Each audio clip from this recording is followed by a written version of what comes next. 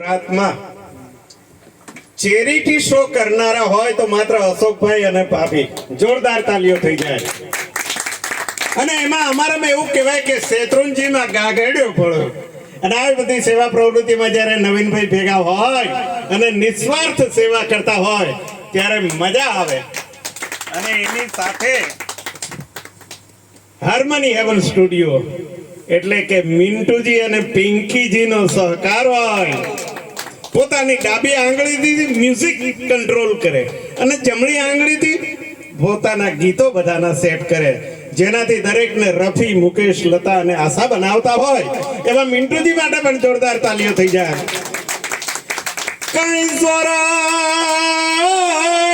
સોરઠ ધરા મારી જાગજો નહીં અને વળી ઊંચો ગઢ ગિરનાર કે નનાયો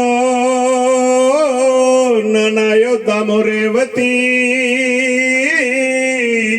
કયનો એળે ગયો અવતાર. ગોલ્ડન એરા સોંગમાં જોને કોકદી ભૂલો ને પડે મારો ભગવાન કઈ તારા એવા કરું જને સન્માન કઈ તને સ્વર્ગે બોલાવો શામળા.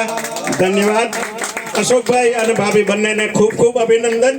આવા કામો કરવાને એના માટે નસીબ જોઈએ, જીગર જોઈએ અને જીગર વાળા તો અમારા નવીનભાઈ હાજર જ છે. અમે છીએ કઈ એટલે નવીનભાઈ છે એટલે મને મન થઈ જાય અને એમને મોજ આવે. કઈ શિયાળે સોરઠ ભલો ને વળી ઉનાળે ગુજરાત કે ચોમાસે જોને વાગડ ભલો કઈ મારો કછડો મારે માસ. ધન્યવાદ. વાહ ભાઈ.